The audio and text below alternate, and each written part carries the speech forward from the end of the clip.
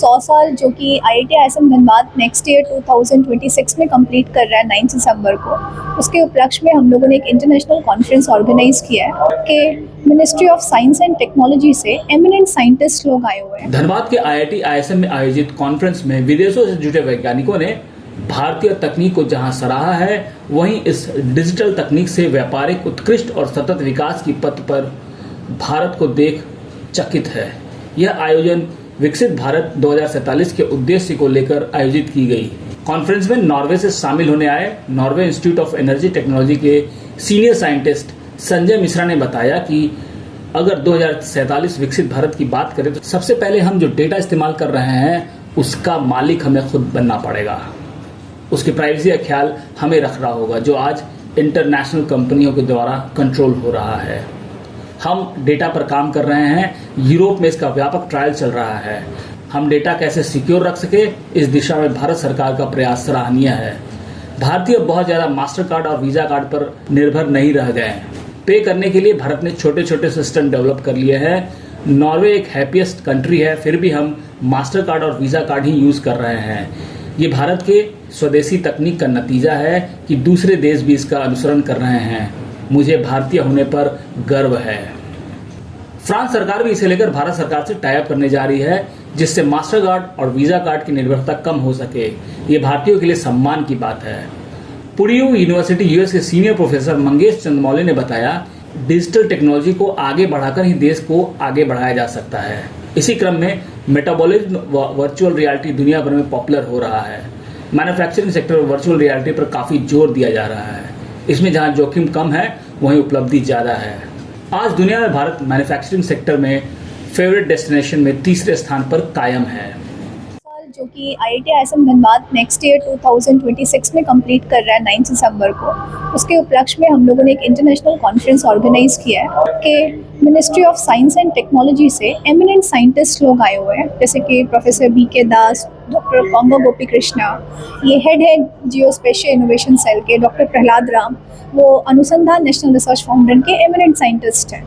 ये सभी लोग किस तरह से एकेडमिक रिसर्च को अभी आपको अलाइन करना है विकसित भारत के उद्देश्य के साथ, इस पर डिस्कशंस कर रहे हैं। तो हमारा साइंस किस तरह से रिसर्च एक नई दिशा में आगे बढ़ रहा है, इस पर चर्चा चल रही है। इस पूरे इंटरनेशनल कॉन्फ्रेंस में बाहर से भी कई लोग आए हैं और हम लोग इसी बारे में चर्चा कर रहे हैं कि अभी किस तरह की नई स्ट्रैटेजीज, नई पॉलिसीज़ और डिजिटल टेक्नोलॉजीज़ जो कि हम सभी की लाइफ को बहुत ड्रास्टिकली इन्फ्लुएंस करता है, वो हमें बिजनेस एक्सेलेंस और सस्टेनेबल डेवलपमेंट के लिए किस तरह से हेल्प कर सकता है, ताकि हम विकसित भारत के सपने को पूरा कर सकें बाय 2047। हम अगर विकसित भारत की बात करते हैं 2047 में, तो सबसे पहले तो हम रेजिलियंस की बात करते हैं कि किस तरह से हम अपने डिजिटल इंफ्रास्ट्रक्चर को सिक्योर करें और हम इसको किस तरह से डेवलप करें अपने सिस्टम को कि हमारा डेटा हम वो करें, मतलब उसके मालिक हम हों, और इसको हम इस तरह से शेयर करें कि वो कहीं दूसरी जगह पे ना जाए। लेकिन डिजिटल प्लेटफॉर्म में जैसा कि हम सब जानते हैं कि माइक्रोसॉफ्ट हो या गूगल हो, our all the data and everything is under the control of the those international companies. So जब गवर्नमेंट की डेवलपमेंट की बात आती है तो हम किस तरह से रेजिलिएंट सोसाइटी बनाएं कि मेरा डेटा मेरे पास हो, प्राइवेसी मेरी अपनी खुद की हो, इस पर हम लोग काम कर रहे हैं यूरोप में। और एक बहुत बड़ा ड्राइव इस समय चल रहा है कि हम अपने को सिक्योर कैसे रखें।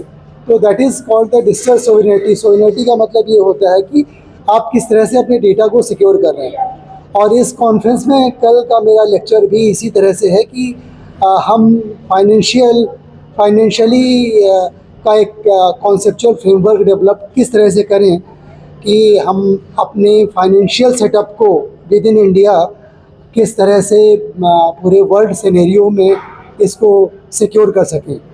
भारत सरकार की नीतियां इसके बहुत ही माफिक हैं और मतलब प्रेजेंट गवर्नमेंट ने बहुत अच्छा काम किया है, चाहे वो डिफरेंट टाइप के प्लेटफॉर्म को लेके कि हम अब बहुत ज़्यादा मास्टर कार्ड और वीज़ा कार्ड पर डिपेंडेंट नहीं रह गए हैं। छोटी छोटी चीज़ों के लिए हमारा जो सिस्टम विकसित हो रहा है, हम जो पे करते हैं प्रणाली है, ये पूरे ओवर वर्ल्ड में इतना ज़्यादा इंडिपेंडेंट नहीं हुआ है। आई एम प्राउडली टू से बीइंग इंडियन कि अभी भी लोग, चाहे नॉर्वे जैसी कंट्री जहाँ जिसे कहते हैं कि that is the first most happiest country, one of the best country in the world, फिर भी सभी का यूज़ करने का मास्टर कार्ड या वीज़ा। बट हम हिंदुस्तान में रह के एज ए प्राउड इंडियंस यहाँ पे हम मास्टर और वीज़ा कार्ड पर डिपेंडेंसीज हम लोग की बहुत कम होती जा रही है। ये हमारी सरकार की नीतियाँ हैं और जो कि मुझे भारतीय होने का एक बहुत सम्मान, या जिसे प्राउड इंग्लिश में कहते हैं, I feel very proud and we are doing very well. और डिजिटल इंफ्रास्ट्रक्चर हमारी कंट्रीज़ के लिए हम डेवलप करें, उसको सिक्योर करें और उस पर आगे बात करें। जो भारत सरकार की अभी की नीतियाँ हैं जिसमें हम लोग बहुत वेराइटीज़ ऑफ पेमेंट ऑप्शन लेके आ रहे हैं अदर दैन मास्टर कार्ड और वीज़ा कार्ड, उसमें हम नंबर 1 हैं। चूँकि हमारी जनसंख्या पूरे वर्ल्ड में नंबर 1 है, तो ये तो बहुत वास्तविकता ही है कि जब जनसंख्या ज़्यादा है तो हम ऑनलाइन ख़रीदारी भी सबसे ज़्यादा करेंगे, राइट। लेकिन हम अपने सिस्टम को सिक्योर कैसे रखें कि अगर आप मास्टर कार्ड यूज़ करते हैं तो आपको क्या लगता है कि कुछ कमीशन तो मास्टर कार्ड को जा रहा है ना, वो कहाँ जाएगा, वो हमारे देश के बाहर जाएगा, राइट। लेकिन अब हमारे पास बहुत सारे प्लेटफॉर्म हैं इंटरनली कि आप वीज़ा और मास्टर कार्ड का यूज़ इंडिया में अब कम होता चला जा रहा है। उसके लिए आपका कहना है कि वीजा और जो मास्टर कार्ड है उसका उपयोग भारत में कम होता जा रहा है धीरे धीरे, और इस तरह के सिस्टम को बाहर की कंट्रीज भी रेगुलेट कर रही हैं। We have some speakers from the France as per France government ने भी हमारे हिंदुस्तान से एक पैक्ट करने जा रही है कि जिस तरह से हम यहाँ इंटरनल सिस्टम बिना वीज़ा और मास्टर कार्ड के कर सकते हैं, इस तरह का कुछ सिस्टम वो भी अप्लाई करना चाहते हैं, क्योंकि भारत की तरह ही या उसी तरह का अडॉप्ट वो भी करना चाहते हैं। दैट इज़ हम लोग के लिए बहुत सम्मान की बात है कि हमारी गवर्नमेंट जो हमारी जो सरकार कर रही है। और एज ए सीनियर साइंटिस्ट मेरी खुद की रैंक रिसर्च में अफ्रीका में मैंने 10 साल काम किया, मेरी रैंक 2nd थी पूरी कंप्यूटर साइंस रिसर्च में। नॉर्वे में हम पिछले 4 साल से हैं, मेरी अगेन यहाँ 2nd रैंक है पूरे साइंस एंड टेक्नोलॉजी में in the terms of the research. और हम लोग डिजिटल सॉवरेनिटी पर काम कर रहे हैं और हम लोग एक Norwegian centre of digital sovereignty भी इस्टेब्लिश कर रहे हैं मेरे इंस्टीट्यूट में। सो मुझे इस चीज़ का आइडिया है कि किस तरह से आप डिजिटल टेक्नोलॉजी को आप सिक्योर कर सकते हैं, उसको अपने से वो कर सकते हैं कि आपका डेटा आपसे सुरक्षित रहे, उसकी प्राइवेसी आप तक रहे। डिजिटल की ही सारी भूमिका है। अगर हम विकसित भारत की बात करते हैं आज की डेट में, तो डिजिटल टेक्नोलॉजी के बिना आप इसकी कल्पना कर ही नहीं सकते हैं। लेकिन उससे ज़्यादा बड़ी बात यह है कि जब हम डिजिटल की बात करते हैं तो उसका ओनरशिप, उसकी सुरक्षा, उसकी रेजिलिएंट और सस्टेनेबिलिटी, ये जो 4 चीज़ें हैं, ये डिजिटल सोवरेनिटी का पिलर्स हैं। तो उनकी पिलर होने के नाते उसको आप सुरक्षित करें, ये ज़्यादा महत्वपूर्ण है, उससे ज़्यादा कि आप कितना ज़्यादा एडवांस बन रहे हैं। क्या चुनौतियां हैं सर इसमें? सबसे बड़ा चुनौती तो प्राइवेसी एंड सिक्योरिटी की है कि अगर आप अगर फॉर एग्जांपल कि मैं साइबर सिक्योरिटी एक्सपर्ट हूँ और विद इन सेकेंड्स हम आपके मोबाइल को हैक करके दिखा सकते हैं कि आपका मोबाइल हैक हो जाएगा। अगर आप मुझे परमिशन दीजिए, बिना कुछ किए हम यहाँ खड़े खड़े आपका मोबाइल हैक कर सकते हैं। अगर आपका मोबाइल हैक हो गया तो आपकी प्राइवेट सारी चीज़ें कि कल रात को आपने किससे बात किया है, आपको रात 1 बजे तक क्या कर रहे थे, और ये जो अभी थीम चल रहा है डेवलप्ड इंडिया 2047, उसके लिए अभी विकसित भारत का जो 2047 का गोल है, तो उसमें डिजिटल टेक्नोलॉजीज़ का बहुत ही महत्वपूर्ण रोल होता है। और मेटावर्स करके अभी दुनिया में वो टेक्नोलॉजी बहुत पॉपुलर हो रहा है। तो मेटावर्स में वर्चुअल रियलिटी एक उसका एक इम्पॉर्टेंट रोल रहता है।